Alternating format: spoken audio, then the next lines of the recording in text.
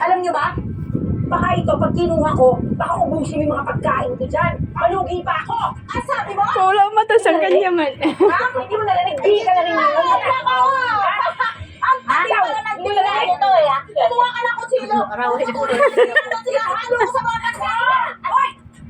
Hindi mo ba ako kilala? Ha? Anak ako ng president. Yes.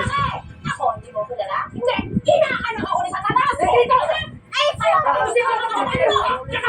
Tama na. Tama na ako. Kailangan mo yan. Tawag ng pulis. Ah, gano'n. Sige, tumawag ka.